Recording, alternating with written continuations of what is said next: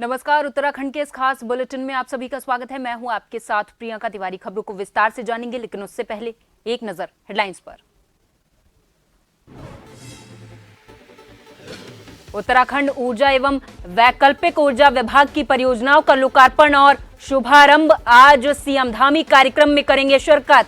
ABVP के छात्र सम्मेलन में करेंगे शिरकत। उत्तराखंड के श्रीनगर में राज्यपाल ने किया कार्डियक कैथ लैब का शुभारंभ। 3 जिलों को फायदा, हार्ट संबंधित रोगों का इलाज संभव। खेल मंत्री रेखा आर्या ने राष्ट्रीय खेलों को लेकर की बैठक। खिलाड़ियों के लिए विशेष कैंप करने के निर्देश। पिथौरागढ़ में बॉक्सिंग और टिहरी में वाटर स्पोर्ट्स का होगा आयोजन। चंपावत के 8वें मील पर आतंक का पर्याय बन चुका गुलदार पिंजरे में कैद। कई लोगों को कर चुका था घायल। गुलदार को भेजा रेस्क्यू सेंटर। और दून समेत 10 जिलों में भारी बारिश का अलर्ट। चंपावत में स्कूलों की छुट्टी। अगले 2 दिन तक प्रदेश में गरज चमक के साथ तीव्र वर्षा का क्रम बना रहने की आशंका। और अब खबरों को जानेंगे विस्तार से। मुख्यमंत्री पुष्कर सिंह धामी आज विभिन्न परियोजनाओं का लोकार्पण और शुभारंभ करने वाले हैं। ऊर्जा एवं वैकल्पिक ऊर्जा विभाग की विभिन्न परियोजनाओं का लोकार्पण करेंगे। सुबह 11:30 बजे मुख्य सेवक सदन देहरादून में यह कार्यक्रम आयोजित किया जाएगा। दोपहर 1 बजे मुख्यमंत्री पहुंचेंगे DAV PG college Dehradun. Akhil Bharatiya विद्यार्थी परिषद के द्वारा आयोजित महानगर छात्र सम्मेलन में प्रतिभाग करेंगे मुख्यमंत्री पुष्कर सिंह धामी।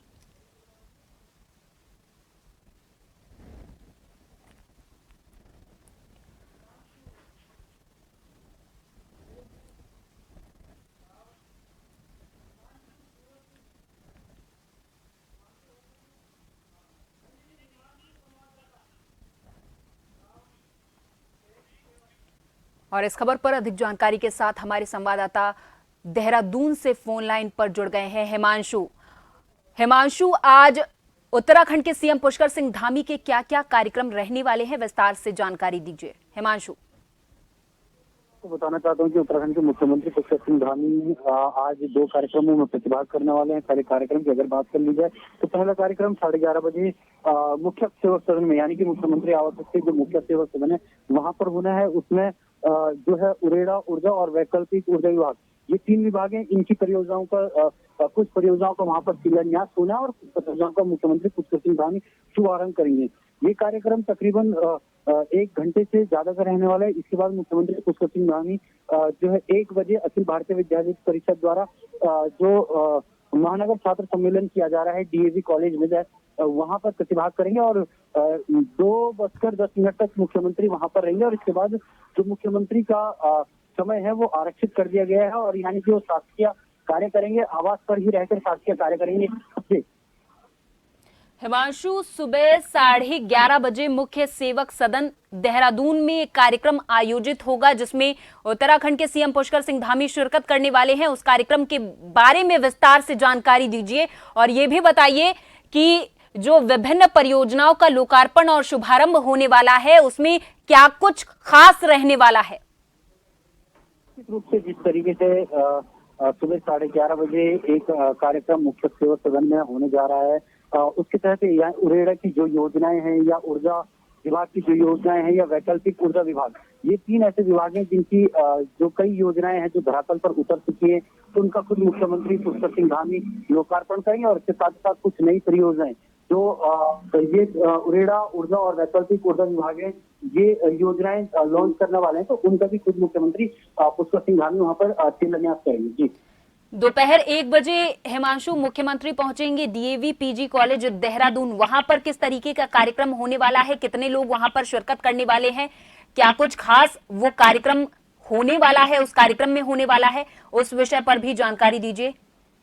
निश्चित रूप से जिस तरीके से लगातार भाजपा ने पूरे प्रदेश में कार्य किए हैं, उसको लेकर डीएवीपी कॉलेज में एक कार्यक्रम आयोजित किया गया, जिसमें मुख्य अतिथि के रूप में मुख्यमंत्री पुष्कर सिंह धामी शिरकत करेंगे और इसी के साथ ही साथ जो महानगर छात्र सम्मेलन है वहां पर आयोजित किया जा रहा है। और ये कार्यक्रम जो है अखिल भारतीय विद्यार्थी परिषद द्वारा किया जा रहा है, क्योंकि मुख्यमंत्री का जिस तरीके से पूरी देश में एक छवि बनी है, चाहे वो नकल विरोधी कानून के रूप में हो या फिर धर्मांतरण कानून के रूप में हो या यूसीसी को लागू करने के प्रावधान जो उत्तराखंड में किए हैं, तो कहीं ना कहीं किस तरीके से उत्तराखंड की छवि पूरे देश भर में उभर कर आई है। और जिस तरीके से मुख्यमंत्री पुष्कर सिंह धामी कहलाते हैं, तो उसको लेकर कहीं ना कहीं ये एक सम्मान समारोह भी कहा जा सकता है। सम्मान समारोह अखिल भारतीय विद्यार्थी परिषद की तरफ से हो रहा है। जी ठीक है, बहुत बहुत धन्यवाद हिमांशु हमसे बात करने के लिए और तमाम जानकारी हम तक पहुंचाने के लिए।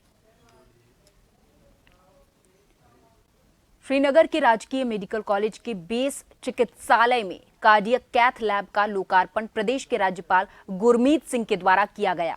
श्रीनगर बेस चिकित्सालय में 6 करोड़ 35 लाख की लागत से कार्डियक कैथ लैब बना है।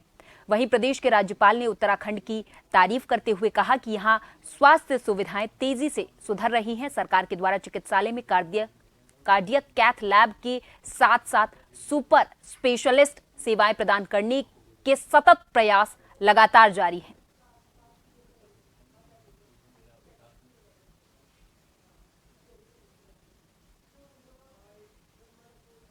श्रीनगर के अंदर में मेडिकल कॉलेज के अंदर में कैथ लैब का इनॉग्रेशन हुआ है। मुझे ऐसा लगता है कि ये बहुत बड़ा कदम है और कार्डियक केयर के अंदर में एक बहुत बड़ी अचीवमेंट है, क्योंकि इससे जो हमारे फॉरवर्ड डिस्ट्रिक्ट्स हैं, खासतौर पर जो पौड़ी के आसपास वाले जो 20 लाख लोगों को ये बहुत बड़ी सुविधा मिलेगी। इसके अलावा जितने भी चार धाम में जाते हैं उनको भी कार्डियक केयर के लिए एक अलग ही एक इंफ्रास्ट्रक्चर मिला है।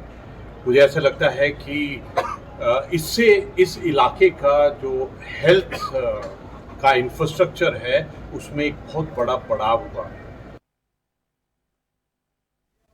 उत्तराखंड सरकार की कैबिनेट मंत्री रेखा आर्या ने विधानसभा भवन में खेल विभाग के उच्चाधिकारियों के साथ राष्ट्रीय खेलों को लेकर बैठक की है।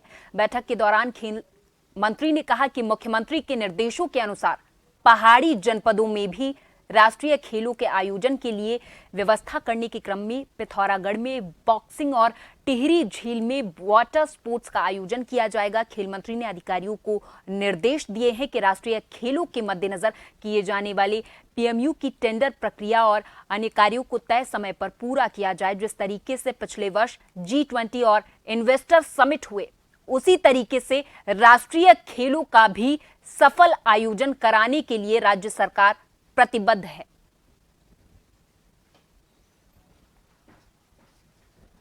पूर्व में डिपार्टमेंट को जो निर्देश माननीय मुख्यमंत्री जी की बैठक के दौरान दिए गए थे, उसके इम्प्लीमेंटेशन में आखिर क्या क्या चीज़ें की गई हैं, उसकी समीक्षा की गई है। माननीय मुख्यमंत्री जी की यह अपेक्षा रही कि राष्ट्रीय खेल कुछ पहाड़ों पर भी होने चाहिए, जिसमें पिथौरागढ़ जनपद में बॉक्सिंग की उनकी अपेक्षा रही है, जिसमें टिहरी झील में भी कोई एक्टिविटी होने की अपेक्षा रही है, जिसको लेकर आज पुनः समीक्षा की गई है। तो यह विचार बनाया गया है कि पिथौरागढ़ में हम लोग बॉक्सिंग कराएंगे और हम लोग टिहरी में जो है या तो रिवर राफ्टिंग या कोई दूसरा गेम जो है वो हम लोग कराने का जो है आज निर्णय लिया गया है। रानीखेत विधायक डॉक्टर प्रमोद नैनवाल ने राजकीय चिकित्सालय में डिजिटल एक्सरे मशीन का शुभारंभ किया है। उन्होंने कहा कि मशीन का लाभ रोगियों को मिल सकेगा। उन्होंने अस्पताल में चिकित्सा प्रबंधन समिति की बैठक ली। बैठक में विधायक ने संबंधित अधिकारियों को आवश्यक दिशा निर्देश दिए हैं। बैठक से पहले विधायक ने अस्पताल की वार्डों का निरीक्षण किया और सफाई व्यवस्था को लेकर गहरी नाराजगी जताई है। अस्पताल परिसर में खतरनाक चीड़ के पेड़ों की लॉपिंग करने और काटे जाने को लेकर भी चर्चा की गई है। आज हमारे चिकित्सा प्रबंधन समिति की बैठक भी है। इसमें हमारे यहाँ के जॉइंट मजिस्ट्रेट और हमारे सीएमओ साहब, यहाँ के जो हमारे अधीक्षक हैं, ये यहाँ आज उपस्थित हैं और तमाम जो यहाँ की समस्याएं हैं, जो यहाँ के आगे जो हमारे दिक्कतें आ रही हैं, उनमें हम विचार विमर्श करेंगे और अस्पताल में हमारे पेशेंट्स को, मरीजों को कैसे बेहद चिकित्सा सुविधा उपलब्ध हो, कैसे यहाँ पर अच्छी दवाएं मिलें, कैसे अल्ट्रासाउंड की और अच्छी व्यवस्था हो, इस बारे में आज विचार किया जाएगा। ऊधम सिंह नगर के जिला मुख्यालय रुद्रपुर में मंडलायुक्त दीपक रावत ने अपने 1 दिवसीय जनपद भ्रमण के दौरान निर्माणाधीन रुद्रपुर बाईपास का संबंधित अधिकारियों के साथ स्थलीय निरीक्षण किया है। निरीक्षण के दौरान उन्होंने कार्य की गति पर संतोष व्यक्त करते हुए कार्य की गुणवत्ता पर विशेष ध्यान देने के निर्देश कार्यदायी संस्था NHAI के अधिकारियों को दिए हैं। वहीं मंडलायुक्त दीपक रावत ने कहा कि बाईपास बनने से पर्यटकों को नैनीताल आवागमन में, साथ ही सिडकुल के उद्यमियों को लाभ मिलेगा। वहीं रुद्रपुर शहर की जनता को शहर में आए दिन लगने वाले जाम से भी निजात मिलेगी।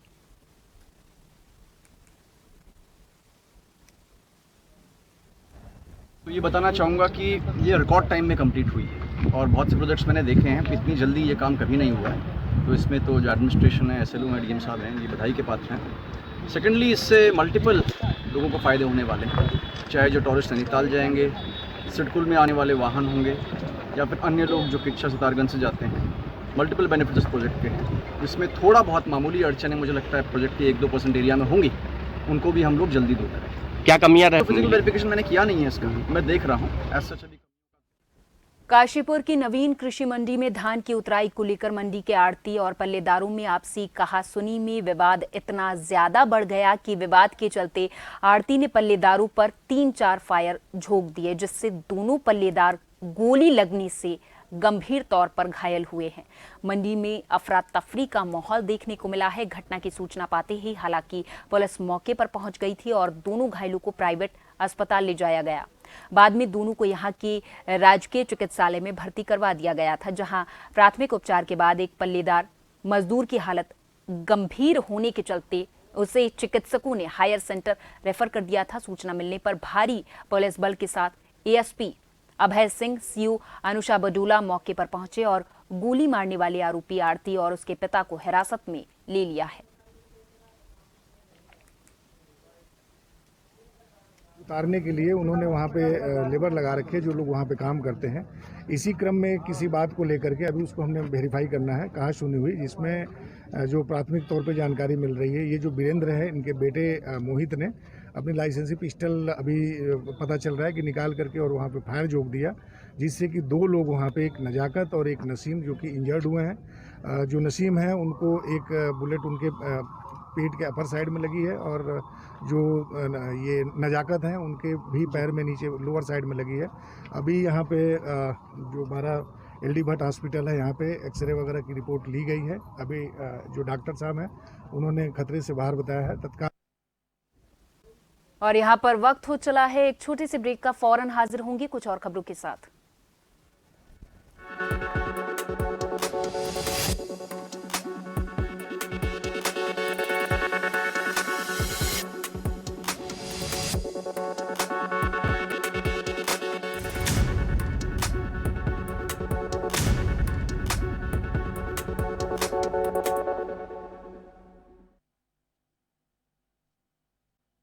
एक बार फिर से आप सभी का बहुत स्वागत है। खबरों को विस्तार से जानेंगे। 8वें मील पर आतंक का पर्याय बन चुके गुलदार को वन विभाग के पिंजरे में कैद कर लिया गया है। DFO ने बताया कि गुलदार को रेस्क्यू सेंटर भेजा जा रहा है।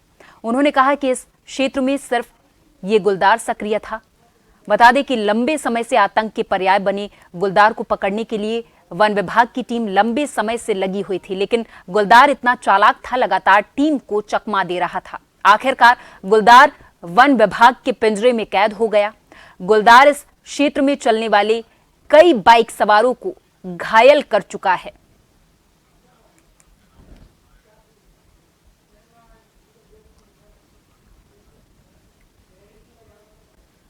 बाईस जुलाई से कांवड़ यात्रा शुरू होने जा रही है। इसको लेकर प्रशासनिक अधिकारियों ने इस बार फिर से सभी होटल ढाबों के संचालकों को निर्देश दिए हैं कि अपने होटल के बाहर रेट लिस्ट CCTV के साथ अपने नाम मोटे अक्षरों में अंकित करें। इसके साथ ही इस बार कांवड़ मार्ग पर पड़ने वाले फलों के ठेले पर भी ठेले वालों के नाम लिस्ट लगाकर चिपकाने के आदेश जारी किए गए हैं।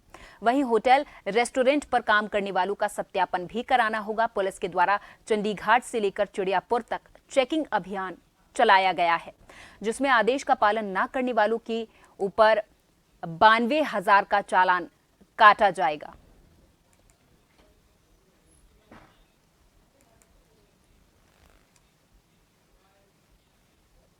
सभी थाना प्रभारियों को, सभी सर्कल अफसरों को निर्देशित किया गया था कि जितनी भी दो दुकानें हैं या जितने भी शॉप्स लगी हैं उनके एक तो प्रॉपर तरीके से उनका वेरिफिकेशन होना चाहिए, उसमें जितने लोग काम कर रहे हैं, कौन लोग काम कर रहे हैं। दूसरा, उसमें प्रोप्राइटर्स जिसके नाम पे वो शॉप है उसका नाम लिखा जाना, क्योंकि QR कोड्स में कई बार धांधली होने की भी संभावना रहती है। कई बार चीज़ें सामने हमारे आती है कि किसी प्रकार की कोई यात्रीगण के साथ मिसबिहेव होता है, कुछ जो सब्जियां हैं या कुछ जो सामान लेना है उसको लेके QR कोड को लेके लगातार विवाद बना रहता है। उसके पहले ही तैयारी करें अपनी, जैसे कांवड़ यात्रा चलेगी और काफ़ी भीड़ होगी।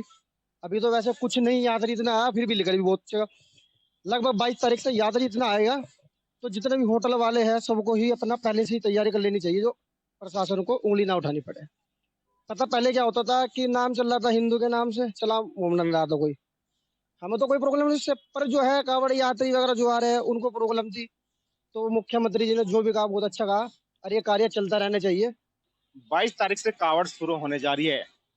इसमें कांवड़ की आस्था और भावना को देखते हुए पुलिस शासन की तरफ से एक आदेश जारी किया गया, जिसमें सभी होटल मालिकों या रेस्टोरेंट मालिकों के आदेश जारी किया गया कि होटलों पे एक रेट लिस्ट और QR कोड या CCTV की पूरी तरह से एक व्यवस्था की जाएगी। कुछ दिन पहले प्रशासन के साथ जितने होटल व्यवसाय उनको लेकर एक मीटिंग भी आयोजन की गई, जिसमें सभी व्यापारियों को बताया गया है कि जितने भी होटल है या जितने रेस्टोरेंट है उन पे रेट लिस्ट अंकित की जाएगी और उसके साथ ही CCTV की व्यवस्था भी की जाएगी। इसी को लेकर पुलिस प्रशासन ने एक चेकिंग अभियान चंडीघाट से लेकर चिड़ियापुर तक एक अभियान चलाया था, जिसमें 92,000 रुपए के व्यापारियों को चालान भी काटे गए थे।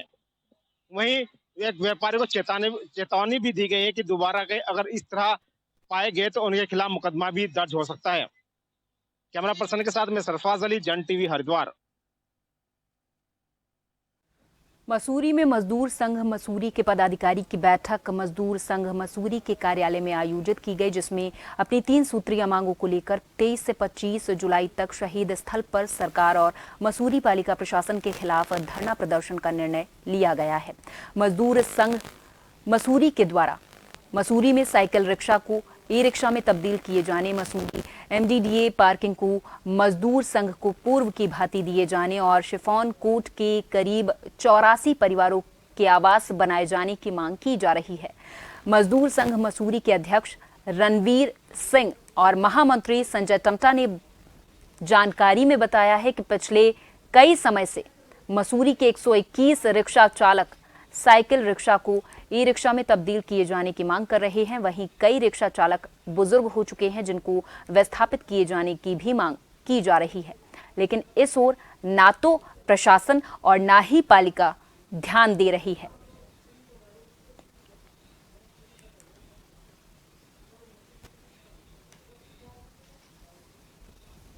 हम 2017 से साइकिल रिक्शा को ई-रिक्शा में परिवर्तन करने की मांग करते आए हैं प्रशासन से, जिसमें कि हमने मुख्य सचिव से लेकर माननीय मुख्यमंत्री जी से लेकर नगर पालिका से लेकर तमाम विभागों में चिट्ठियां दी है। माननीय प्रधानमंत्री जी तक हमने अपने पत्र को SDM के माध्यम से पहुंचाया, जिस पर आज तक कोई कार्रवाई नहीं हुई। कम से कम 10 साल हो गए इस कार्रवाई करते हुए। पूरा देश बदल रहा है, पूरे देश में ई-रिक्शा चल गया है। हिल स्टेशनों पे नैनीताल हो चाहे शिमला हो चाहे कहीं भी वो सारी जगह चलने लग गया है, लेकिन मसूरी में आज भी हमारे लोगों के साथ छल किया जा रहा है। अभी युवा पालिका द्वारा एक स्टेटस दिया गया उसमें अमर उजाला में कि हमने यहाँ पे जो गोल्फ कोर्ट कार की ट्रायल करवाई वो सक्सेस हुई है, ई रिक्शा की सक्सेस नहीं हुई, जबकि यहाँ पे ई रिक्शा सक्सेस है, गोल्फ कोर्ट कार सक्सेस नहीं है। आज हमारी जो मीटिंग थी ये खासकर जो है रिक्शा चेंजीकरण का है।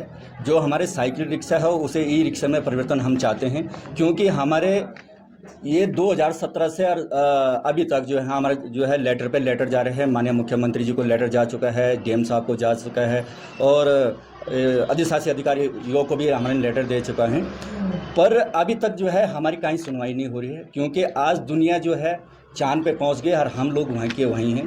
तो हम ये चाहते हैं कि हमें जो है साइकिल रिक्शा की जगह हमें जो है ई रिक्शा दिया जाए। और सबसे बड़ी बात विडंबना वाली बात यह है कि हमारे जो नगर पालिका युवा साहब हैं वो जिस हिसाब से मजदूरों को गुमराह कर रहे हैं, इसका हम निंदा करते हैं, घोर निंदन करते हैं। मॉनसून का मौसम शुरू होते ही जहां तमाम तरह की बीमारियां पनपने लगती हैं, तो वहीं सरकार और प्रशासन के द्वारा आमजन को बीमारियों के प्रति जागरूक करने के लिए कई कार्यक्रम भी आयोजित किए जा रहे हैं।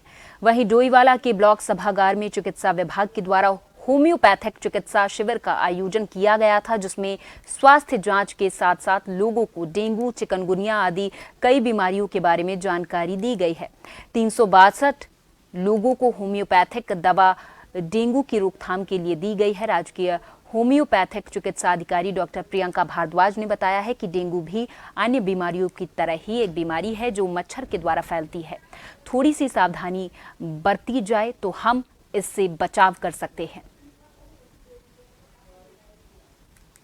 होम्योपैथिक चिकित्सालय डोईवाला के सौजन्य से आज हमने यहाँ पे ब्लॉक सभागार में डेंगू अवेयरनेस हेल्थ कैंप का आयोजन किया है, जिसमें डेंगू की रोकथाम के बारे में लोगों को जानकारी दी गई। इससे हम कैसे बचाव कर सकते हैं, क्या क्या उपाय हैं, वो बताया गया। इससे बचाव के लिए वेटोरियम कॉर्पोरेटम 30 नामक मेडिसिन लोगों को और उनके परिवार के लिए दी गई है, और साथ में और भी जागरूकता कि इसमें अगर किसी को फीवर हो भी जाता है, बुखार, तो क्या क्या उपाय, क्या क्या करना चाहिए, इस बारे में लोगों को जागरूक किया गया है। और हमको वैसे भी मैसेज देते हैं कि घर में साफ सफाई रखनी है, अपने कूलर वगैरह का पानी साफ करना है, और जैसे गमले वगैरह होते हैं उनका भी पानी साफ करते रहना है, और घर के आसपास सफाई रखनी है। और इसी के साथ उत्तराखंड के इस खास बुलेटिन में अभी के लिए मेरे साथ बस इतना ही। आप देखते रहें जन टीवी। नमस्कार।